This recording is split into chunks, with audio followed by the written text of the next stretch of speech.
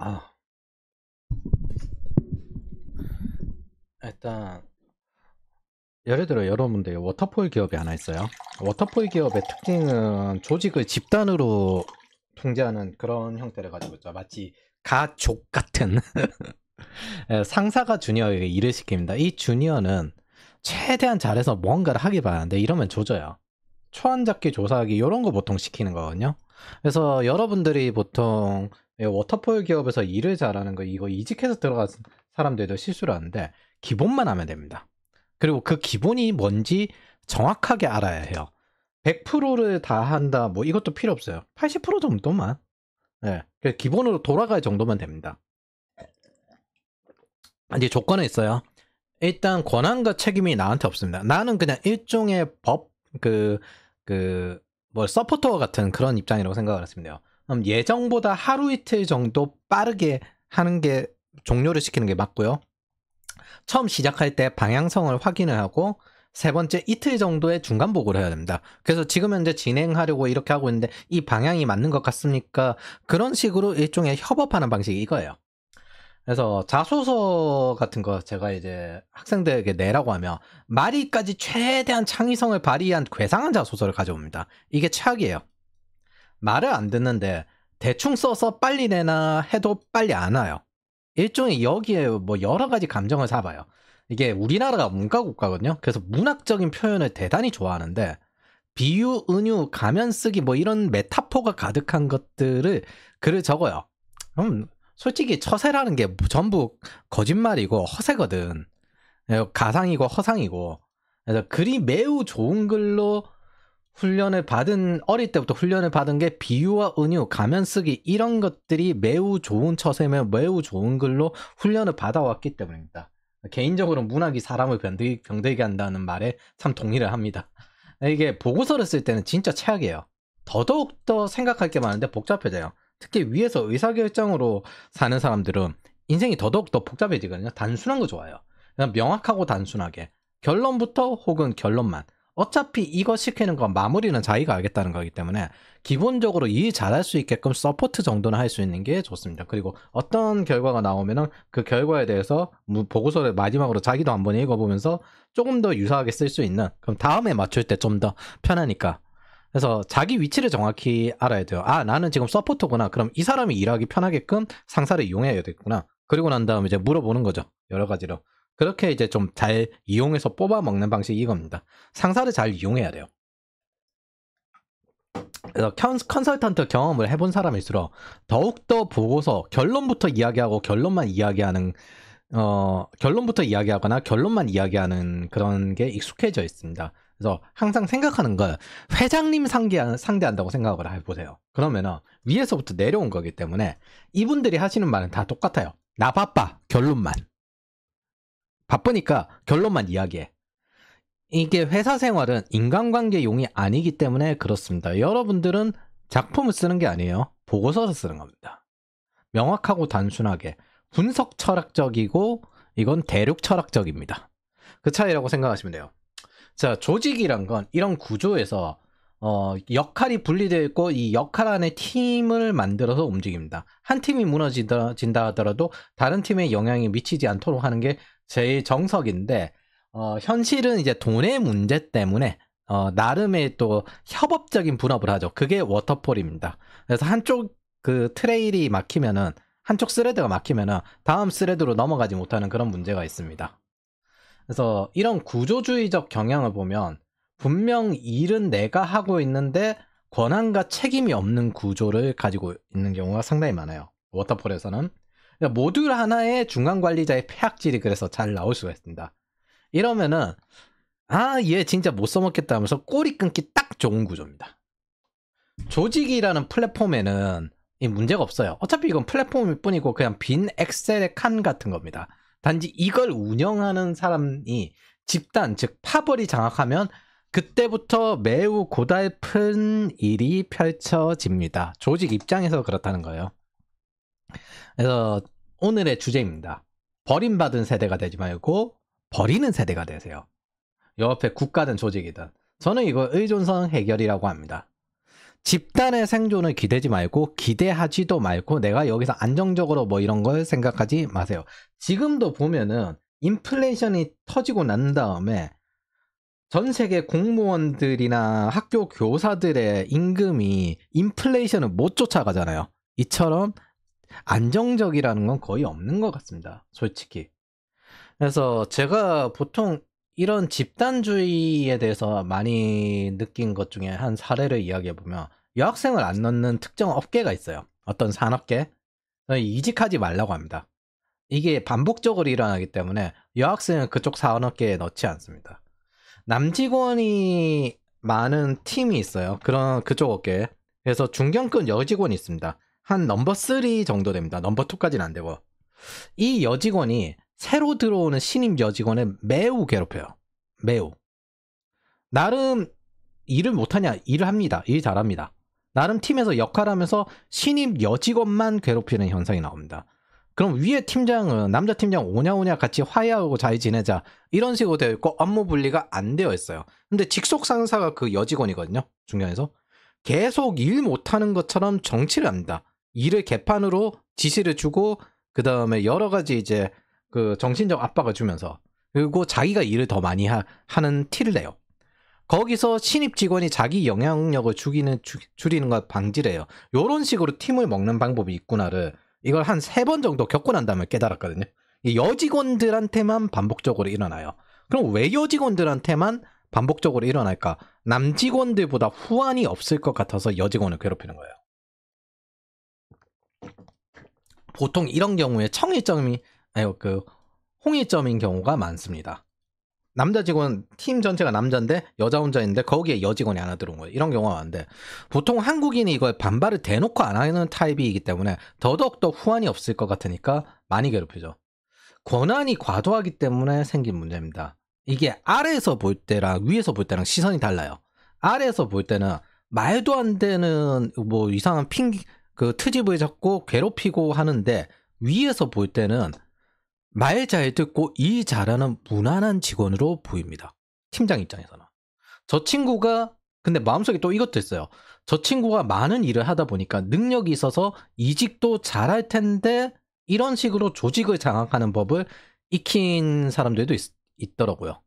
그래서 이걸 보통 소집단 이기주의라고 하는데 보통 김경일 그 심리학자분이 예전에 적은 글 중에 이런 게 있어요. 말 잘 듣는 무난한 직원이 파벌을 만든다. 이게 딱 요 구조입니다. 밑에서 볼 때랑 위에서 볼 때랑 구조가 달라요. 위에서 볼 때는 말 잘 듣고 일을 가리지 않고 열심히 하고 많이 하는 직원인데 아래 직원에게는 어떻게? 여러 가지 정치를 하고 자기가 이 조직의 영향력을 장악해서 잡고 놓지 않습니다. 그러면 팀장 입장에서는 어디로 이직할지 걱정을 합니다. 그러면서 항상 이 여직원 편을 들 수밖에 없어요. 이게 한 업계에서 꼭 반복이 되기 때문에 저는 이 업계를 넣지 않습니다. 사람을. 이건 구조의 문제인데 워터폴의 특징이 조직 운영 협업 그리고 팀 간의 운영 협업 이런 식으로 잡았기 때문에 집단주의로 장악을 했기 때문에 생기는 문제입니다. 스포츠팀에서도 선수 간의 불화, 감독 간의 불화는 존재하죠.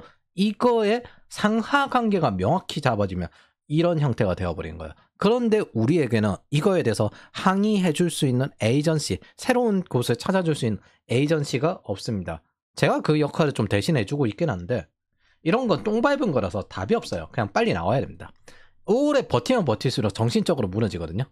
이게 다른 데서 웬만한 일로 힘든 거 다 견딜 수 있는 사람이 사람으로 힘든 거 한 3개월이면은 정신도 못 차리게 만들 수 있습니다. 그래서 의욕을 완전히, 특히 문제가 일에 대한 의욕을 극단적으로 떨어뜨릴 수 있기 때문에 이런 건 빨리 나와야 됩니다. 이거는 내가 약해지는 영역이기 때문에 그래요. 그래서 이런 결정을 내릴 수 있는 게 어디서 나오냐? 내가 나올 수 있는 능력이 있는가? 평소부터 축적해놓은 힘에서 나오는 겁니다. 나와서 다른 회사를 택할 수 있어. 이런 능력에서 나오는 겁니다. 집단에서 버텨야지라고 생각하는 사람들이 있어요. 버텨야지는 보통 많이 해봐 2년입니다. 버텨야지 2년 정도 버텨. 이런 거는 근데 사람을 버티는 게 아니라 일이 굉장히 하단 경우가 있어요. 예전에는 맥킨지였고 요즘은 이제 잘 나가는 스타트업들이죠. 이런 경우는 밤낮도 없고 그리고 결정적인 타이밍 같은 시기가 있습니다. 투자 같은 경우도 결정적인 타이밍이 있듯이 일도 한 번 이것만 잘 넘기면은 되게 인생이 크게 바뀔 수 있는 그런 타이밍들이 있거든요. 그래서 그런 것들을 하는 겁니다.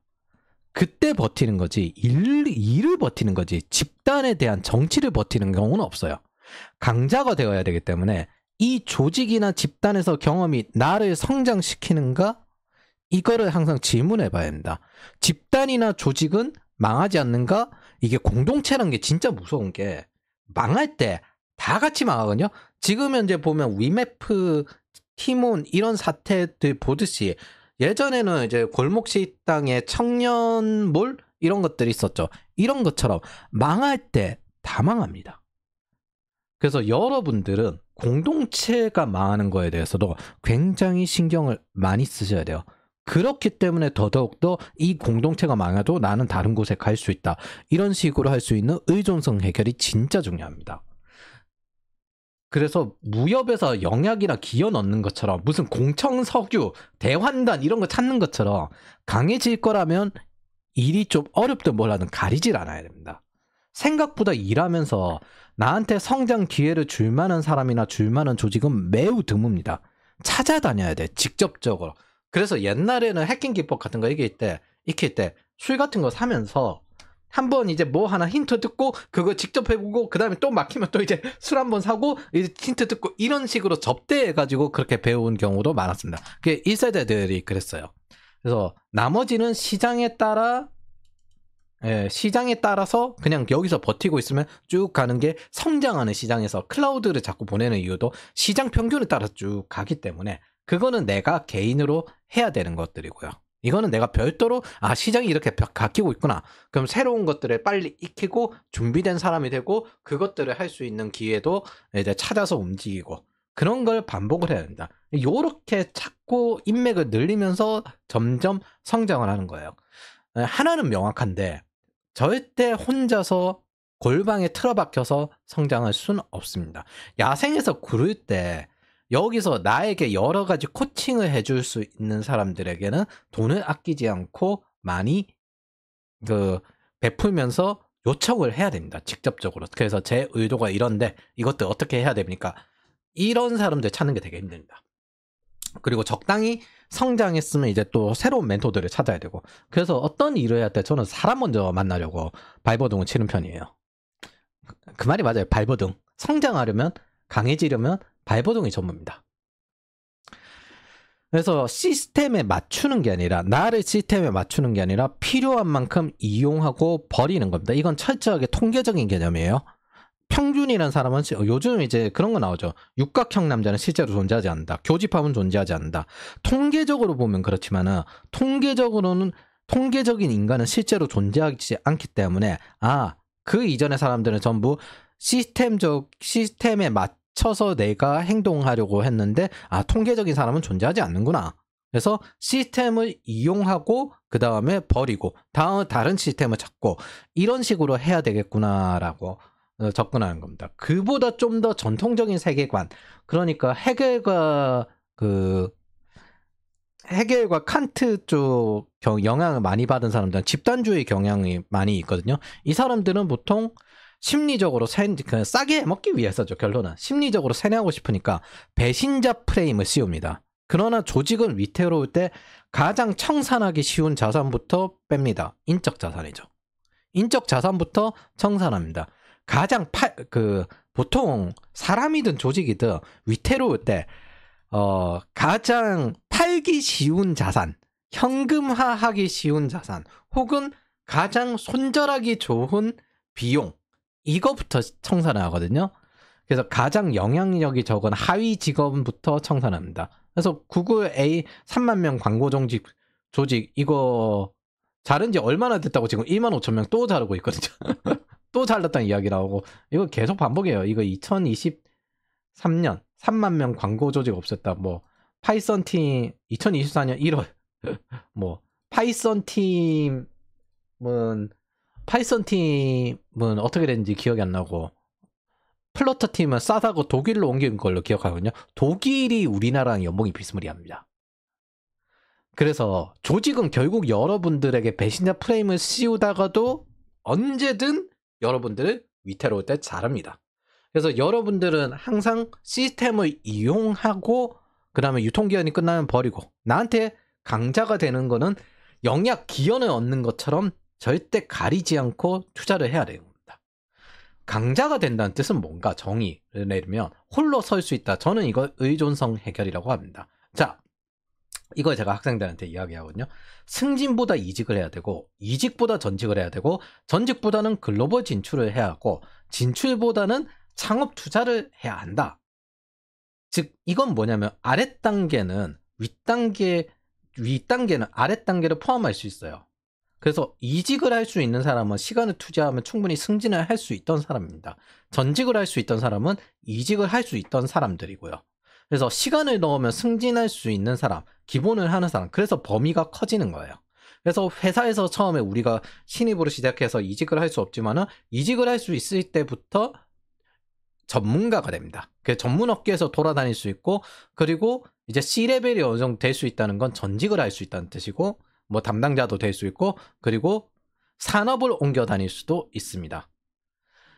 그래서 바꿔 이야기하면 윗단계는 아랫단계를 포함하기 때문에, 바꿔 이야기하면 개판을 치는 사람이 이직을 하는 건 아닙니다. 기본이 되는 사람들이 이직을 하는 겁니다. 단지 이거는 좀 더 높은 목표를 가지고 접근을 하는 거고, 방향을 절대 잊지 않는 거예요. 내가 있는 이 의존성이 있어. 근데 이 의존성을 해결하기 위해서 노력을 하는 거야. 파이어족이란 개념도 똑같잖아요. 내 생존이 회사나 노동에 의존해 있어. 그런데 내가 이걸 그만두더라도 굶어 죽지 않는 것으로 의존성을 해결해야 되겠다. 근데 사람들은 그걸 잘못 써요. 그래서 내가 이걸 그만둬도 계속 먹고 살 수 있는데, 그래서 일을 안 하려고 합니다. 세상이 그런 거거든요.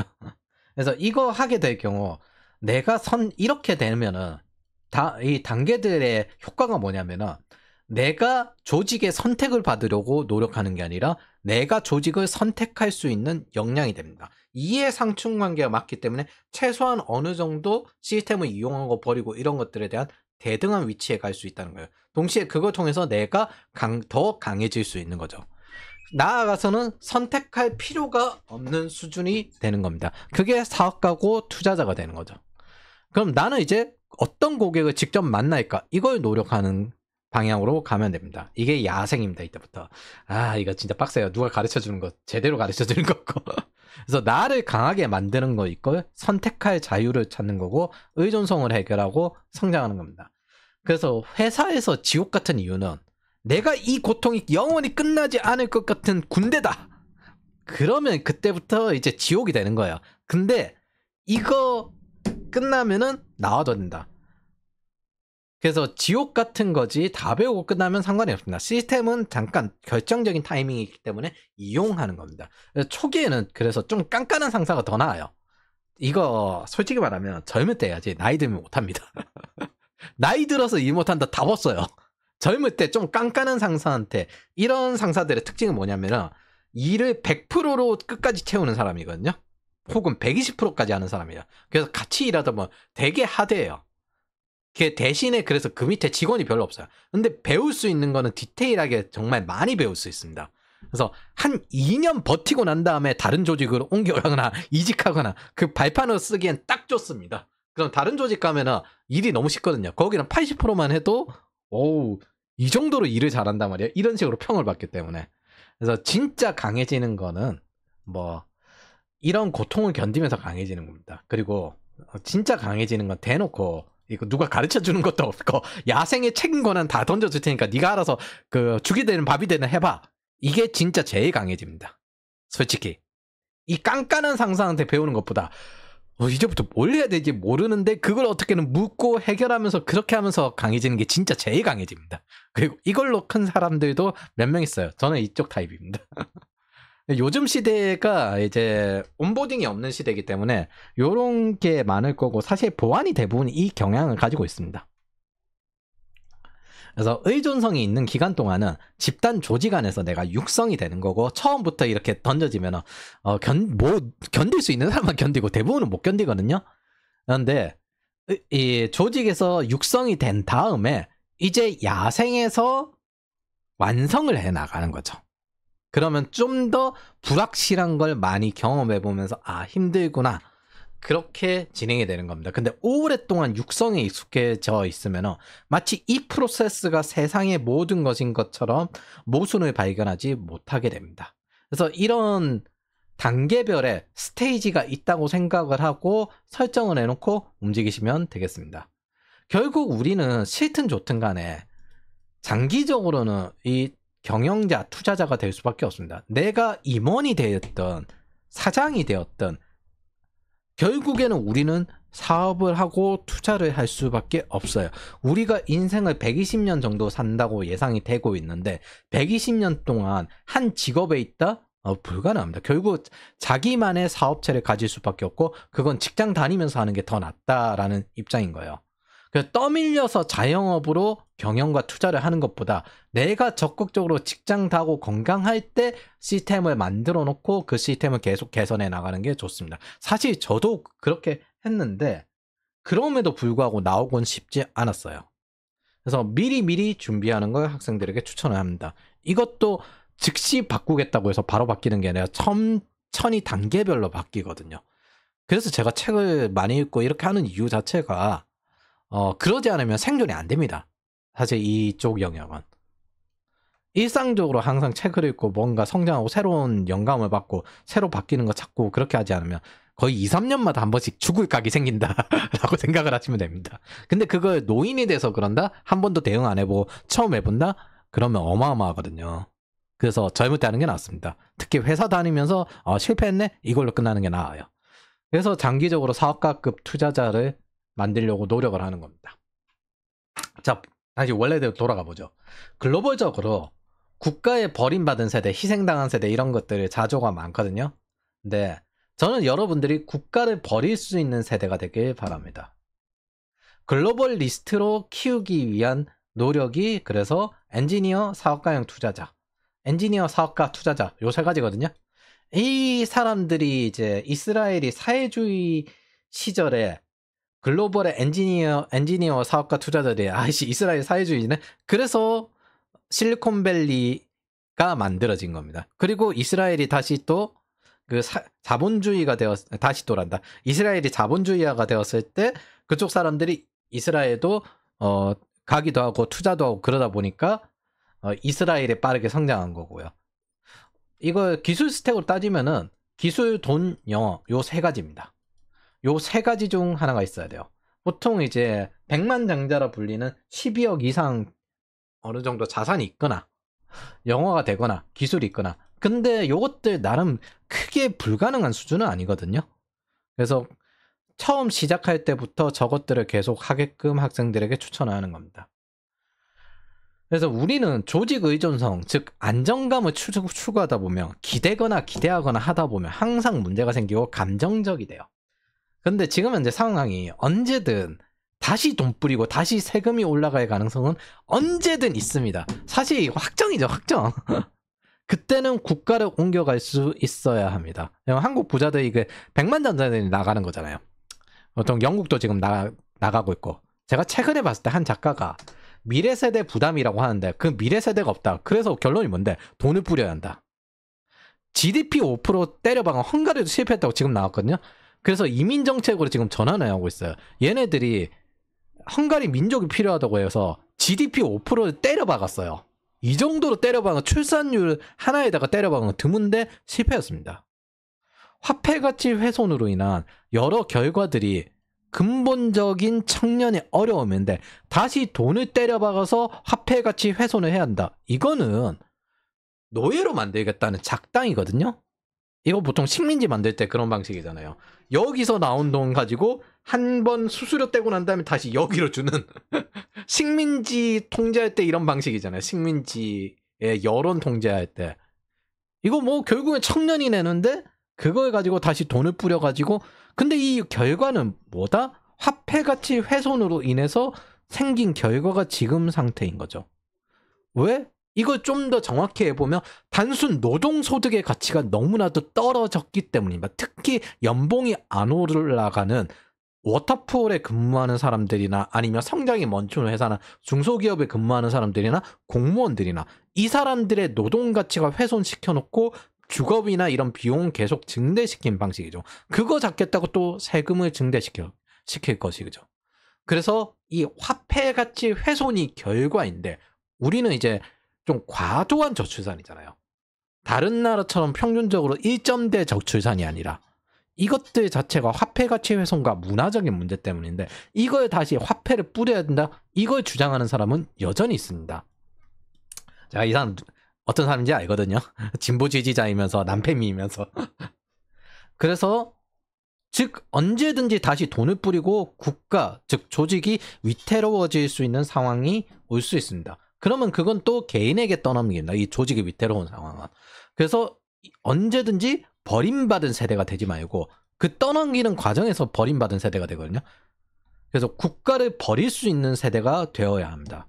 나를 약하게 만드는 거, 내 삶을 더 잘 살지 못하게 만드는 거 무엇이든 배제해야 되는 겁니다. 그리고 내가 강해지는 것이 목표가 되어야 하는 겁니다.